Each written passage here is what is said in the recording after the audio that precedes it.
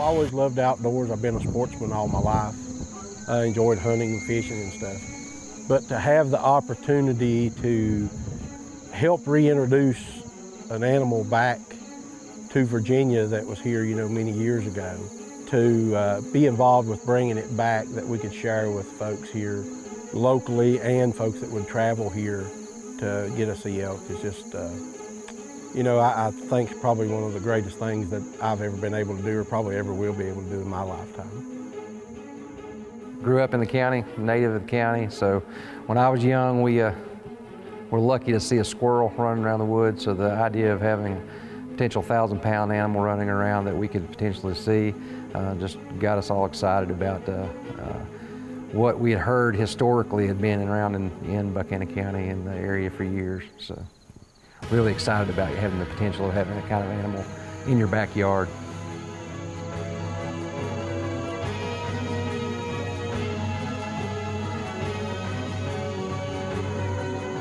Yeah, I'm proud to live here. I'm proud to have these elk here. And it's something that you don't have anywhere else in Virginia. This is the elk capital of Virginia, and this is elk country. So, being a part of that, that's a once-in-a-lifetime experience.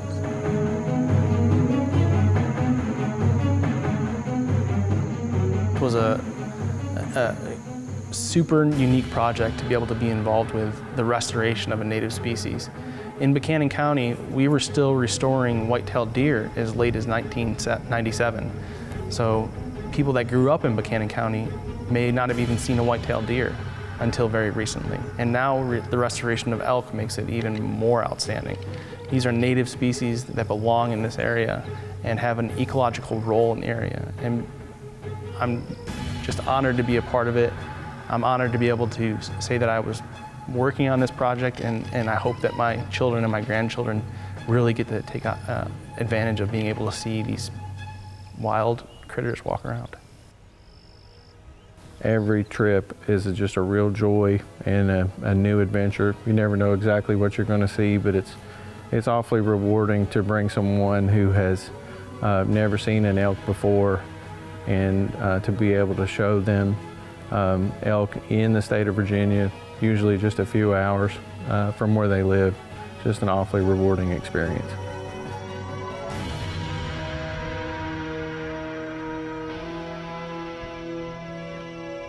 Growing up in far southwest Virginia, I can remember when it was a big deal to see a deer, and you'd tell everybody you knew that you saw a deer. And then, bear after that, and wild turkeys probably before deer. But to be able to be part of the project to restore elk to the landscape, I can't really tell you in words how meaningful it's been to my life.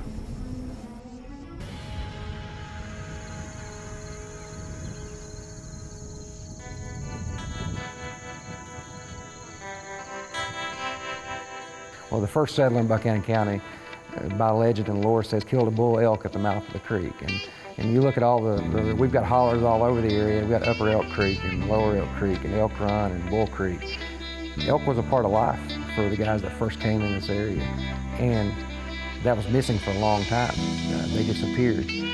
Now we're rebuilding. We're doing something new here, and not so new as much as getting back to where we were. So I like to think that this may be like something happened when our great-grandparents were here settling for the first time. Not knowing what the future's going to hold, but knowing that these guys can come back from the dead, maybe so can we. And that's something that, gives us all something positive to think about.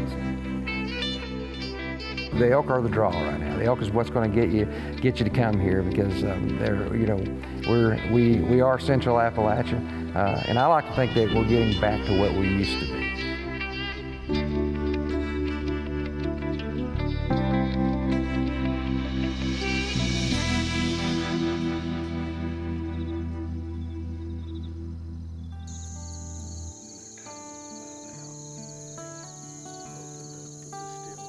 Our topography is different than the vast majority of the rest of the state of Virginia.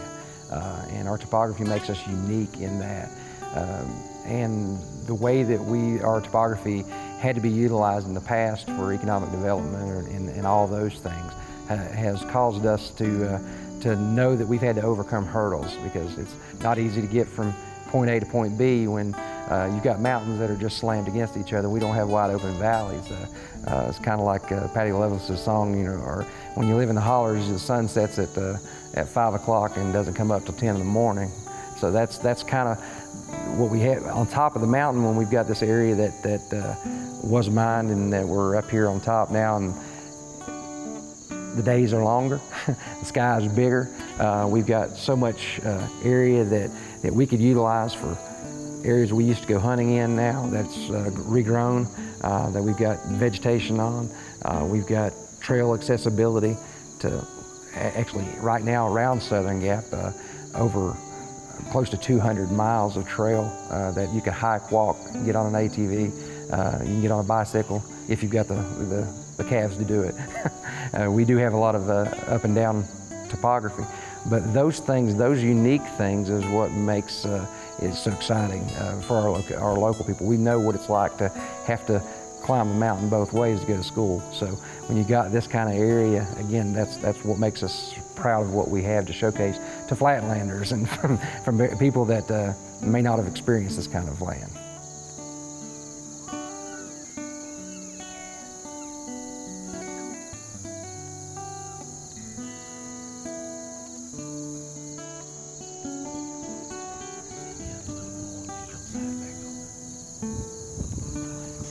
The biggest reaction we get with folks, especially if they see a larger bull, is always wow.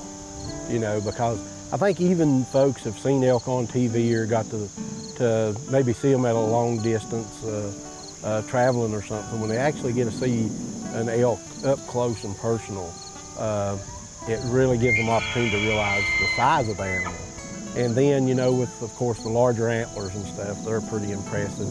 And for folks to get to hear them bugle is always enjoyable to see their reaction when they hear that for the first time. They're always amazed, you know, with the different groups of animals that they see here. You know, you got the cows, the calves, and then, of course, the bulls.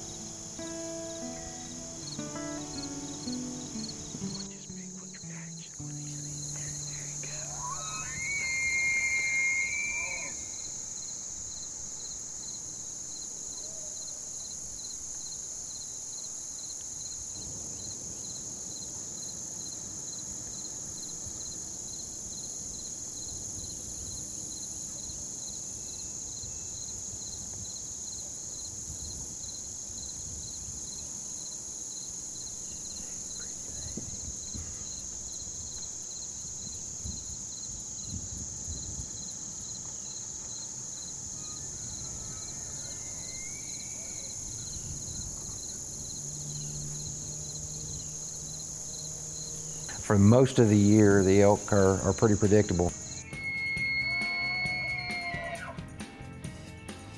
The unique thing what we have here, we've got a group of people that have kind of taken ownership of the area, so they will do a social media alert to where the elk are and what time they were seeing, what they're doing for this week, and everybody seems to know. So it's again, there's been a lot of ownership of what Southern Gap has become to everyone.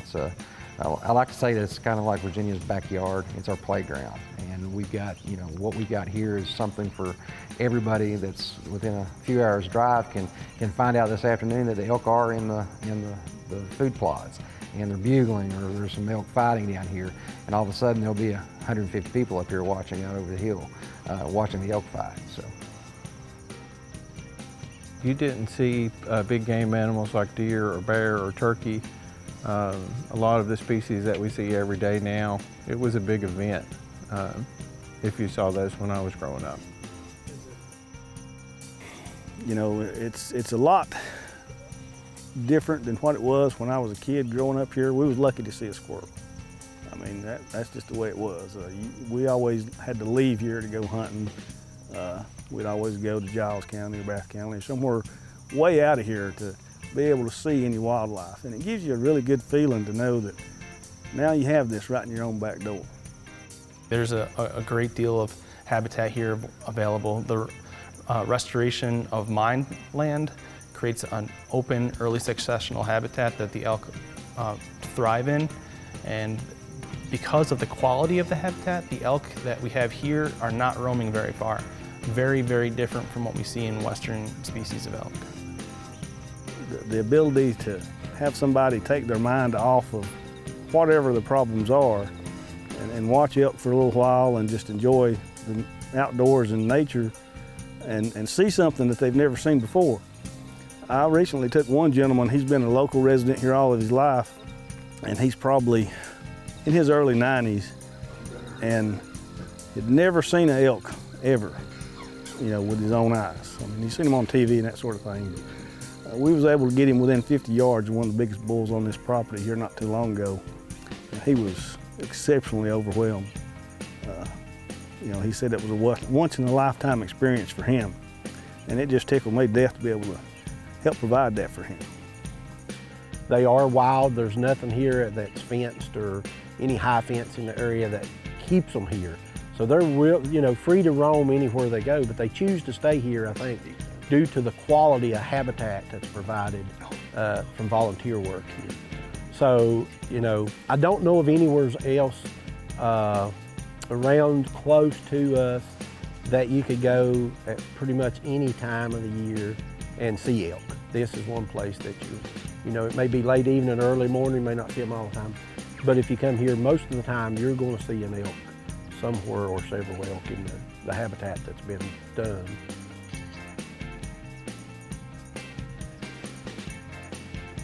It's definitely, if you choose to walk a lot, you most definitely can, but we have created some of the open field areas and habitat areas, especially for folks to be able to come and do pictures, video, or just enjoy the evening with a sandwich and a cup of coffee and fellowship out here, so that you don't have to hike the mountains to see it.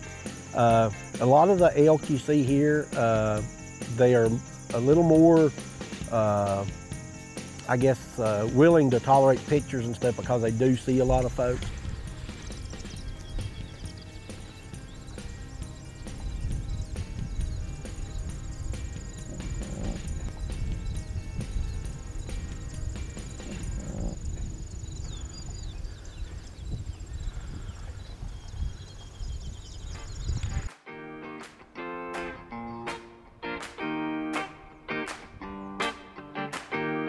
We see white-tailed deer a lot.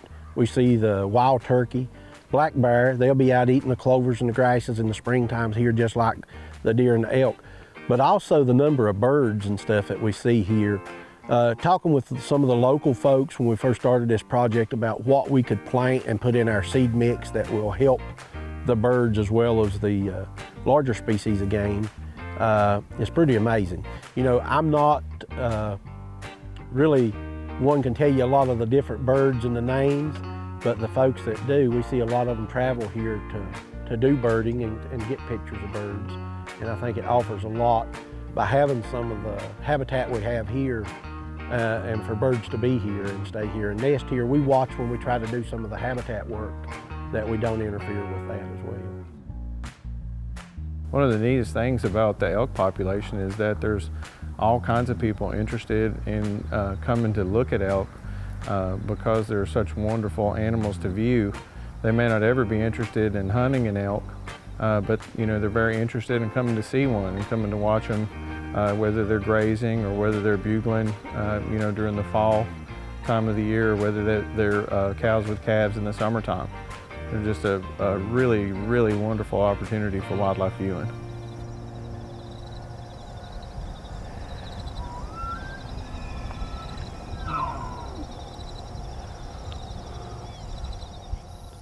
The winter time, we see a lot of the elk has came out of the rut, you know. So the cows, the calves, yearlings have really grouped up. You may see 60, 70 elk in a group and not see as many large bulls with them this time of year because they've bachelored up after the rut in the winter time, and they'll kind of go off, be to themselves, spend some time to heal up, after the rut, because sometimes it's pretty rough on them as far as the fighting and the mating and stuff through that. This time of year, a lot of folks, I think, miss out on it because they think after the rut, they're not going to have an opportunity to see elk in the wild here. But actually, from November until, February is an excellent time to be here and see numbers of elk in the field, because elk will be out in the fields and grazing more all through the day, rather in the spring and the fall. Summer times when it's more warm during the day, it's more active late evening, early morning. But this time of year, you can pretty much find elk anytime during the day.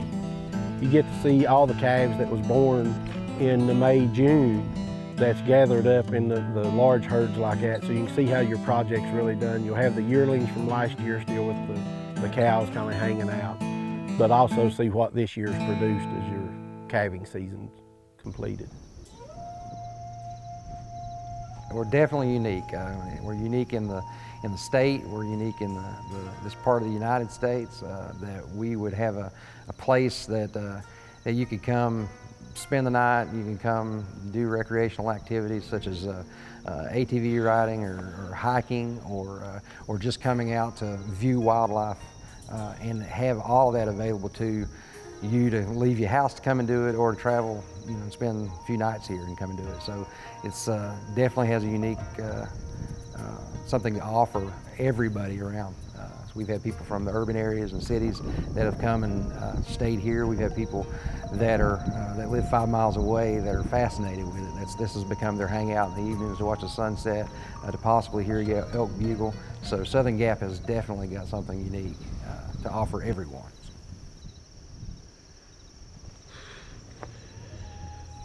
Our Department of Game and Inland Fisheries and Rocky Mountain Elk Foundation is what makes it possible to have wildlife for us here, or with especially elk. DGIF is the group that manages all of our wildlife for sure. But the work that's done on the ground is volunteers. Funding from banquets is volunteers. Just in the field work is volunteers. The agencies have their folks to maintain the laws and point the volunteers in the right direction, what we can do to help. But with our volunteers is why I think that this project has been so successful. You can hear it.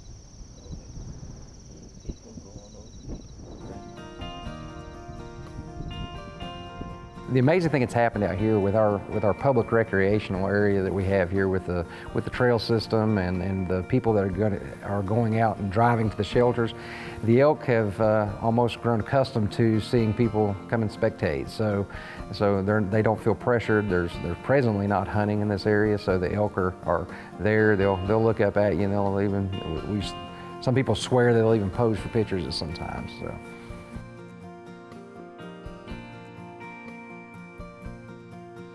We currently have 3 public viewing wildlife shelters on this particular site. All of them are accessible by car or even through the trail system on ATVs. So you can get in out of the weather, you can get in out of the rain. They're kind of off to a small parking spot beside the viewing plots that we've built for the elk to come to. So it kind of draws the elk to the food plots and the water sources early in the morning, late in the evening, so that you can see them in a safe environment.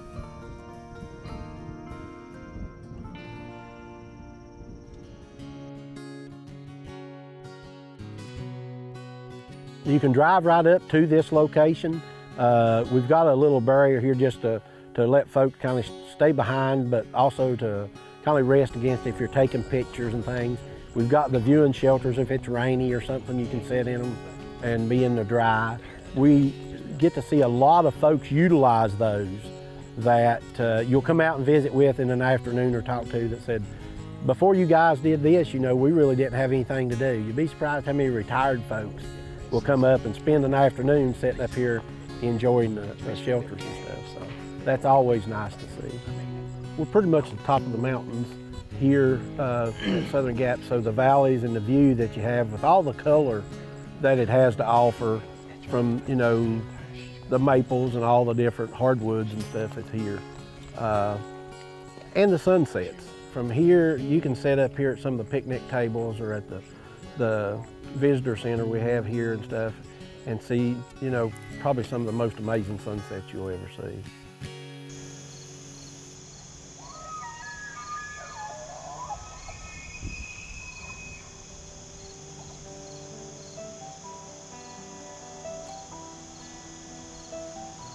A lot of people have never heard an elk bugle before, and when you walk up on one of them in the dark, and it's about 5 yards away from you, and you can't see it, and it lets out a squall, it's, you know, it just, you know, makes your hair stand on end.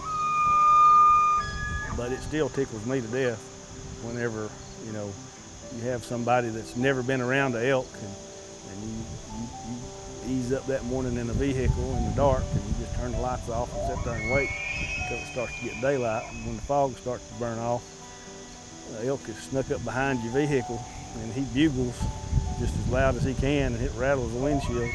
I mean, that's something to see, especially for somebody who's never seen it. We do some tours with some of the local school systems, and we get kids from several of the surrounding counties that come in when we do those type of events. And, you know, it's kind of fun to watch the kids because, you know, they're all hyper and jittery, and then when that first bull bugles, they all quieten down and everybody's paying real close attention, and, you know, it's a sight to see.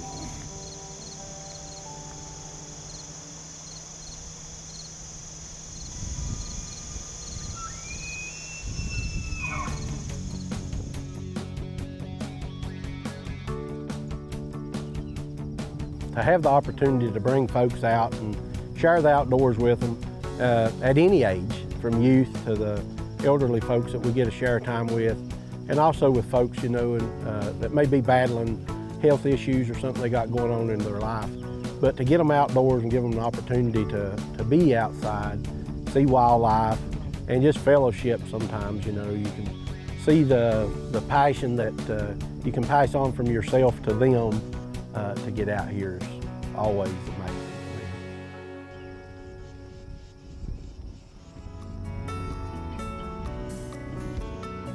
The elk really don't like the heat.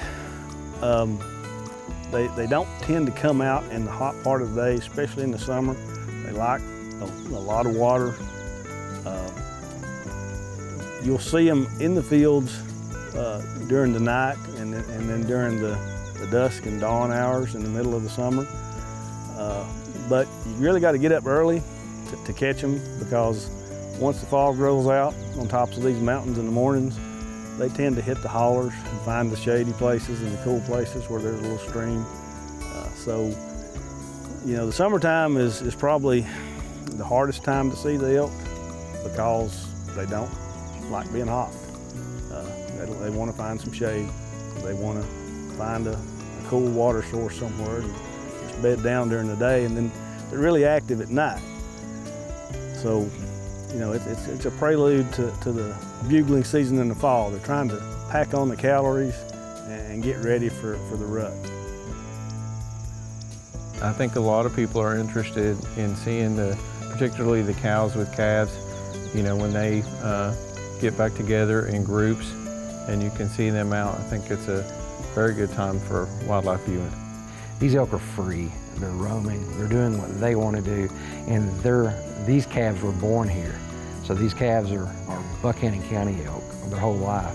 And that gives you hope that this is working, that the process is working, that when my children come back here to live and bring my grandchildren up here, that they'll get to talk about, I get to see something that my father was a part of and my grandfather was a part of. And that makes you feel good. That makes you feel that there's always a spark of something new that can happen for future generations. And I think that's what we're all trying to do it for. But mid-May into June is our calving season. We see a lot of the cows will separate from the groups at that time, and they'll go off and spend time alone, and usually when they come back they'll have the calves with them. So it's a really good time to be here and get pictures of the calves when they first come back out and the mothers start to bring them into the fields. or the cows start to bring them back into the fields with them. A lot of folks find it surprising when they first visit or get to see elk calves that the number of spots on them, they look like a fawn deer. So I always, you get folks out and they just find that to be amazing that they didn't realize how they were marked up for their color. And we've got to be a part of that through the process, working with the Department of Game and Inland Fishery folks through the entire process of working with them, seeing the calves. And we had elk here that was held before they was released to work with those calves at birth and things. So that's a really good time of the year to be out here and visit, just to get a share of those little ones. Cause the two primary times that I think folks like to come out and try to get pictures, we would encourage you to come at any time, but it's during that calving season for the little ones, and then you go into the fall when you start into the rut. So everybody likes to see the bigger bulls show up, the fighting, the breeding, the bugling. That's where you see a lot of it, because it's like with your white-tailed deer, the rut's what really brings out a lot of the larger elk to be more visible and definitely more vocal.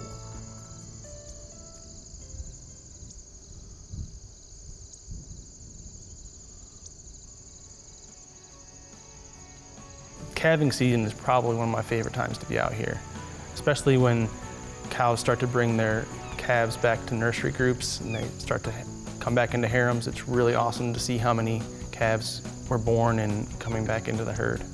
It's a really exciting time. It's also great weather that time of year. In the fall, like I said, we'll have the rut, starts in September, and it'll run up through November or into November most of the time before it kind of winds up. That's when, like I said, the bugling, the fighting, the mating for the elk. Also, you'll get into, you'll see a lot of white-tailed deer here during that same time.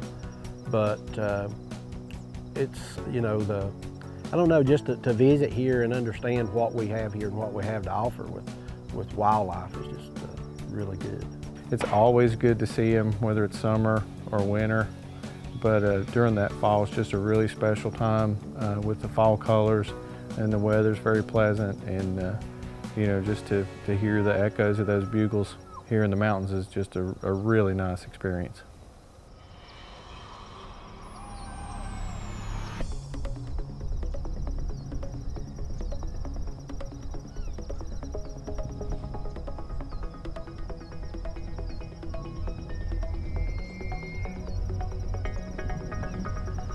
Having elk that remain in the same areas is great for tourism. It allows people to know where they can go to see elk and have a really good chance to be able to view them, especially in the rutting season, end of September, early October, when people can come and have a good chance to see animals that want to be out in the open.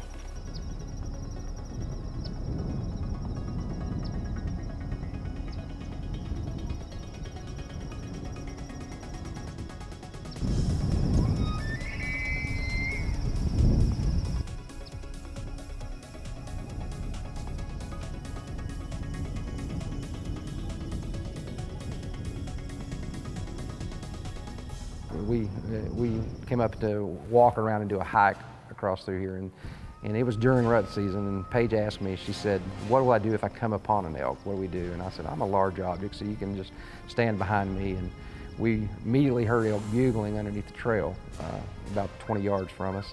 And I told her to sit still, and I looked over the hill, and here come about 30 elk walking up across the trail.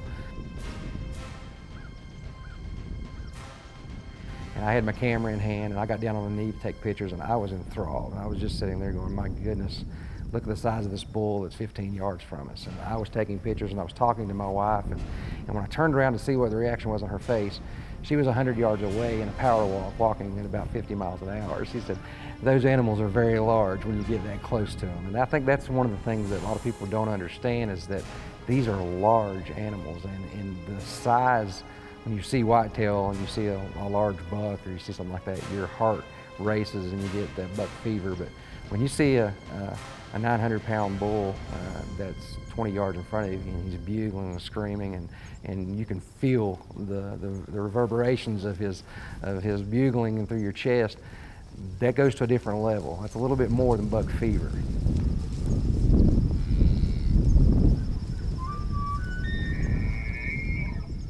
Every time I hear elk bugle, it gives me chill bumps, and I never tire of hearing it. It's just a very unique sound.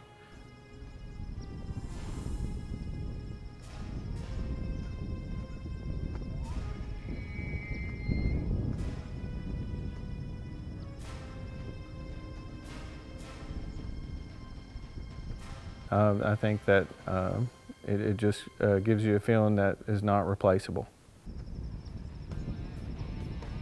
The bull elk tend to mark their territory. They'll horn bushes, you know, they'll mark the ground where they're at. It's a very musky smell, and if you've ever been close enough to it to smell it, you'll recognize it from then on. It's like I said, a very musky smell that will stay in the area for quite a while, and they do that intentionally to mark their areas. The bull elk will mark an area, and you'll be able to smell him from 50 yards away, and that kind of notifies his competitors that he's there, you know. So it's an interesting thing to walk up on when you're out shed hunting or something like that, and all of a sudden, what's that smell, you know? And it's a very, very strong musky smell. When they lock horns, it's an event. I mean, it's like, you know, two bulldozers trying to push each other around. There's hair and snot and, you know, just everything in the world, you know, they're slinging one way or the other. They'll paw the ground and they'll have grass in their horns and pieces of tree branches in their horns, and you know, I've got some video of these two bulls pushing each other, and one pushes the other one straight up the side of a hill, and thus just a boiling. So if you get to watch something like that, you don't see that just anywhere. And you know, we get to see that here pretty regular, so it's a pretty good, you know, feeling to be able to go out and see that. But you can hear it usually before you see it. When they lock horns in the woods, it's a unique sound as well. So people hear, you know, deer locking horns and they rattle horns to call deer in. When them elk lock horns, it's loud, and these hollers amplify the sound, and you can hear them a long ways off, and it actually lets you locate them a little bit easier as well.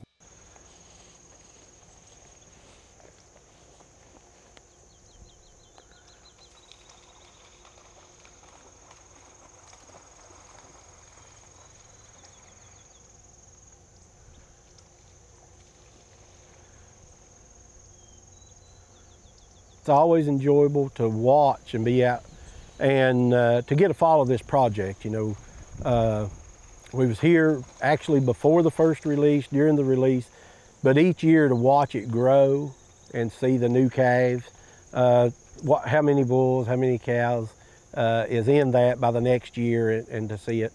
I never get tired of it. I love it. I've been a part of it, like I said, since 2010, before we had elk here, and still take several folks out each year to get to experience it. And you know, I just find it very rewarding to get to share and pass on something that I love to other folks as well. We absolutely have enough land here in this area to support the 250 that we have now, and we believe the 400 animals that we have as a target. Because the elk don't migrate in Virginia, they stay basically in the same place year-round due to the milder climate, and because we get more rainfall than the western states do, vegetation's more lush.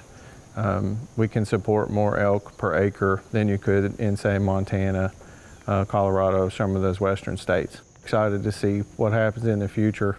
You know, as these animals continue to grow and prosper here in Buchanan County and beyond. It's beyond our wildest dreams and what, you know, how fast things have moved. The thoughts that I had as an entrepreneur in the locality about what could be done to piggyback something like the Elk Release Project to promote tourism in the area, to promote a change of attitude for our region, get rid of apathy and have something positive to talk about.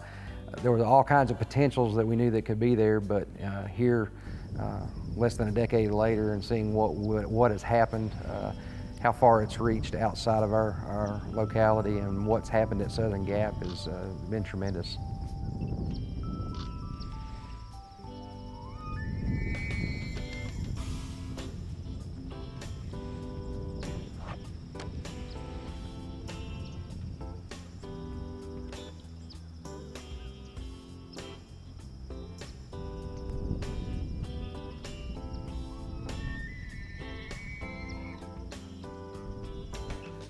You know, as a parent of children that enjoy the outdoors, you know, I'm hopeful that, you know, one day my children or great-grandchildren may ultimately get to hunt an elk here in Virginia. I may never see it in my lifetime, but it's great to be a part of something where you're putting back for the future.